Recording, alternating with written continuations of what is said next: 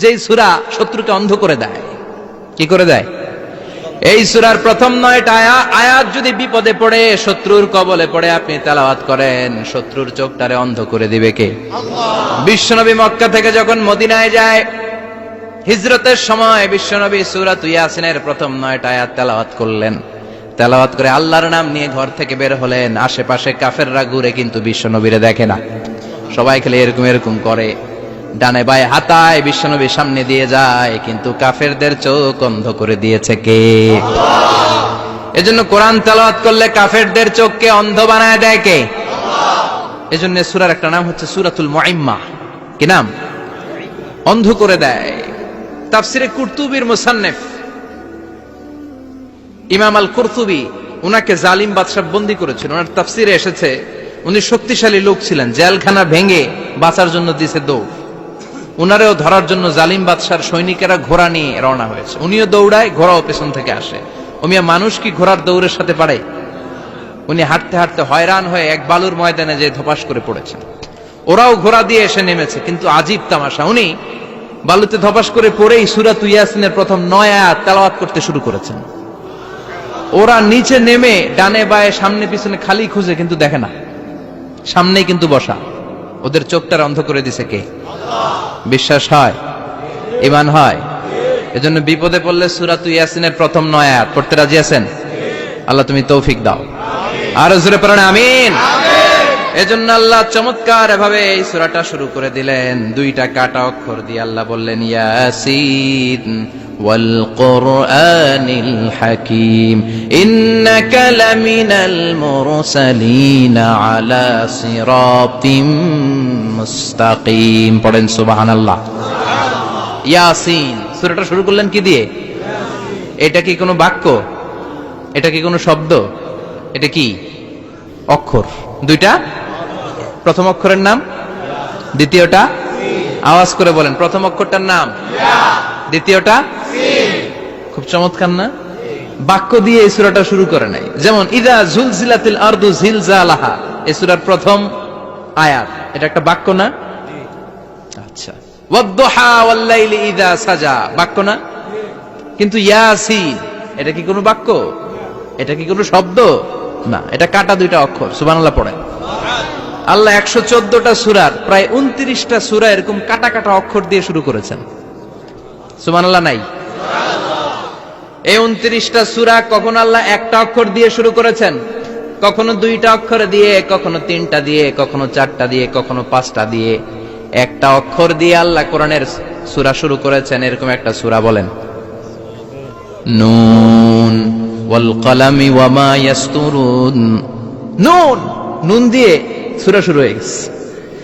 তারপরে কফ, এক অক্ষর দিয়ে সূরা শুরু হয়ে গেছে। সুবহানাল্লাহ পড়েন। সুবহানাল্লাহ। এবার বলেন 2 অক্ষর দিয়ে সূরা শুরু হয়েছে এরকম সূরা বলেন। এত দূরে যান কেন? এটা আছে না নাই? ইয়াসিন। সুবহানাল্লাহ পড়েন। ইয়াসিন 2 অক্ষর দিয়ে। তারপরে হামিম। এবার 3 অক্ষর দিয়ে আল্লাহ সূরা শুরু করছেন এরকম, আলিফ লাম তা সিন মিম। আল্লাহু আকবার। আবার 4টা অক্ষর দিয়ে সূরা শুরু হয়েছে এরকম আছে না নাই? হাফেজ সাহেব কোন? আলিফ লাম মিম রা, আলিফ লাম মিম সাদ, আছে না নাই? আবার 5টা কাটা অক্ষর দিয়ে সূরা শুরু হয়েছে এরকম সূরাও আছে না নাই?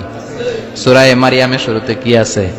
কাফ হা ইয়া আইন সাদ। সুবহানাল্লাহ পড়েন। এরকম প্রায় 29টা সূরা আল্লাহ কাটা কাটা অক্ষর দিয়ে শুরু করেছেন, কোনো বাক্য দিয়ে নয়, কোনো শব্দ দিয়ে নয়। কি দিয়ে? হারফ দিয়ে। হারফ, এই হারফগুলোরে বলে হুরুফ আত-তাহাজ্জি বা হুরুফ আল-মুকাত্তাআত, কাটা কাটা অক্ষর। মনে রাখবেন কোরআনের আয়াতগুলো 2 ভাগে বিভক্ত, একটা মুহকাম, একটা মুতাশাবিহ। মুহকাম মানে যেগুলোর অর্থ আমরা জানি, যেগুলোর ব্যাখ্যা আমরা জানি, যেটার ইন্টারপ্রিটেশন, এক্সপ্লেনেশন আমাদের জানা আছে। আর মুতাশাবিহ আমরা অর্থ জানি না, আমরা ব্যাখ্যা জানি না, এটা দিয়ে আসলে কি বুঝাইছে আমরা কেউ জানে না। জানে একজন, চিল্লায় বলেন তিনি কে? আল্লাহ। আল্লাহ বললেন ওয়া ইন কুনতুম ফি রাইবিম মিম্মা নাযালনা আলা আবদিনা ফাআতু বিসূরাতিন মিন মিসলিহি ওয়াদউ শুহাদাআকুম মিন দুনিল্লাহি ইন কুনতুম সাদিকিন। আল্লাহ বললেন ও জাহেলি যুগের লোকেরা, শোনো শোনো, এত আরবি কবিতা বানাতে পারো, এত গল্প লিখতে পারো, আরবিতে এত নোবেল বানাতে পারো, উপন্যাস বানাতে পারো, আর্টিকেল লিখতে পারো, আমার নবীর উপর যে কোরআন আমি নাজিল করেছি এই কোরআনের ব্যাপারে অন্তরে যদি কোনো সন্দেহ থাকে, বাপের বেটা হলে পারলে কোরআনের মতো একটা সূরা বানিয়ে নিয়ে আসো। পারছে? কিয়ামত পর্যন্ত কেউ পারবে? বিশ্বনবী যেই জামানাতে এসেছিলেন ওই জামানায় আরবি ভাষা সাহিত্যের উৎকর্ষতা সাধিত হয়েছিল। আরবি ভাষার এতটা উৎকর্ষ পৃথিবী কখনো দেখে নাই। কবিতা, গদ্য, পদ্য, গল্প, উপন্যাস, রচনা, প্রবন্ধ, আর্টিকেলের শয়লাভ। এই ভাষা সাহিত্যিকদের চোখে আঙ্গুল দিয়ে আল্লাহ বুঝাতে চাইলেন, এত অর্থ করতে পারো, এত ব্যাখ্যা জানো, এত বড় বড় বুলিয়া ওড়াও, এত কিছু তুমি জানো, তাহলে বলো ইয়াসিন অর্থ কি? সুবহানাল্লাহ কইবেন না? তাইলে বল নুন অর্থ কি, কফ মানে কি, আলিফ লাম রা মানে কি, ফাবুহিতাল্লাযী কাফার। কেউ জানে না, কেউ উত্তর দিতে পারে না। কোন সুবহানাল্লাহ। এটা কোরআনের মুজিজা, এটার অর্থ কেউ জানে না। আর এগুলোর অর্থ নিয়ে খোঁচাখুচি করাও ঠিক না, তবে মুফাসসিরিনে ইকরাম এগুলোর কিছু অর্থ সম্ভাব্য বলার চেষ্টা করেছেন। যেমন ইয়াসিনের অর্থ ইবনে আব্বাস বলেছেন এর অর্থ হতে পারে ইয়া ইনসান, হে মানুষ। সুবহানাল্লাহ পড়েন। কেউ কেউ বলেছে এটার অর্থ হতে পারে ইয়া সাইয়্যিদ আল মুরসালিন। কেউ কেউ বলেছেন ইয়াসিন হতে পারে ইসমুল্লাহ, আল্লাহর নাম। কেউ বলেছেন এটা হতে পারে ইসমুন লিন নবী, বিশ্ব নবীর নাম। আবার কেউ কেউ বলেছেন ইয়াসিন হতে পারে এই কোরআনে কারিমের একটা নাম। কোন সুবহানাল্লাহ। এই সম্ভাব্য সব কথাগুলো বলে পৃথিবীর সব মুফাসসিররা বলতে বাধ্য হয়েছেন আল্লাহু আ'লামু বিমুরাদিহি বিহি। এটার দ্বারা আসল অর্থ যে কি এটা আমরা কেউ জানি না। জানে কে? চিৎকার করে বলতে হবে, জানে কে? তাহলে ইয়াসিন মানে আমরা জানি না। ইয়াসিনের অর্থ আমরা ছেড়ে দেব কার উপর? এজন্য এই সূরাটা জানাতন সূরা নয়, এটা তো কোরআনের কলিজা, হার্ট, হৃদয়। এজন্য সূরাটা সূরাতুল আযীমা। সুবহানাল্লাহ পড়েন। আমাদের দেহে যেমনি কলব আছে, প্রতিটা প্রাণীর যেমনি কলব আছে, অন্তর আছে, কোরআনেরও কলব আছে না নাই? কোরআনের কলবের নাম চিল্লায় বলেন, কোরআনের কলবের নাম। আবার বিশ্বনবী বলতেন ইকরাউ আলা মাউতাকুম সূরাত ইয়াসিন। তোমাদের মুমূর্ষ ব্যক্তিদের সামনে বসে সূরাত ইয়াসিন তেলাওয়াত করো।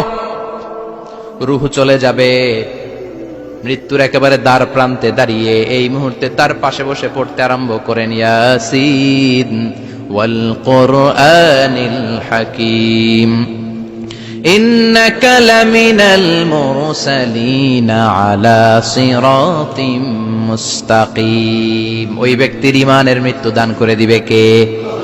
মৃত্যুর কষ্ট হালকা করে দিবে কে? আবার বিশ্বনবী বলতেন রাত্রিবেলা যে ব্যক্তি একবার সূরাত ইয়াসিন তেলাওয়াত করে ঘুমাতে যায়, সকালবেলা নিষ্পাপ অবস্থায় তারে ঘুম থেকে জাগাবে কে? আল্লাহ। তাহলে এই সূরার মর্যাদা কম কম না বেশি বেশি? কলবুল কোরআন, এটা কোরআনের কলব। একবার পড়লে 10 পড়ার সওয়াব। আবার মুমূর্ষ ব্যক্তির সামনে বসে সূরা ইয়াসিন তেলাওয়াত করতে বলা হয়েছে। তাহলে মৃত্যুর কষ্টরে হালকা করে দেয় কে? আল্লাহ। আবার রাত্রিবেলা সূরা ইয়াসিন তেলাওয়াত করলে সকালবেলায় নিষ্পাপ বানায় দেয় কে? আল্লাহ। মনে থাকবে? কোরআনের কলবের নাম কি? ভুলে যাবেন না তো? বেশি বেশি তেলাওয়াত করতে রাজি আছেন? সকাল সন্ধ্যা তেলাওয়াত করবেন তো? সূরা ইয়াসিন ছাড়াও এই সূরার অনেকগুলো নাম তাফসীর গ্রন্থে পাওয়া যায়। এই সূরার একটা নাম হচ্ছে সূরাতুল কাদিয়া। সূরাতুল তাকদি হাজাতা কারিহা। যে এই সূরা তেলাওয়াত করে ওই তেলাওয়াতকারীর যে হাজত আছে, প্রয়োজন আছে, এই সূরার বরকতে আল্লাহ তার প্রয়োজন পূরণ করে দেয়। আমাদের জীবনে প্রয়োজন আছে না নাই? কার কাছে চাইবো? বিপদে পড়লে কারে বলবো? আমরা বিপদে পড়লে প্রথমে শেয়ার দেই ফেসবুকে। কোথায় শেয়ার? আগে শেয়ার দিব কার কাছে? মনে থাকবে? বিপদে পড়লে ফেসবুকে শেয়ার দিব না, বন্ধুরে শেয়ার করব না, বউয়ের কাছেও পরে শেয়ার করব, আগে শেয়ার করব কার কাছে? মনে থাকবে? এজন্য বিশ্বনবী বলতেন এই সূরার নাম সূরাতুল কাদিয়া। মানুষের হাজত পূরণ করে দেয়। এই সূরা তেলাওয়াত করে যদি আপনি আল্লাহর কাছে কোনো বিপদ থেকে পানা চান অথবা কোনো প্রয়োজন নিয়ে দোয়া করেন, সূরার বরকতে প্রয়োজনটা পূর্ণ করে দেয় কে? কেউ যেটা পারে না পারে কে? কেউ যেটা দেয় না দেয় কে? কেউ যেটা শোনে না শোনে কে?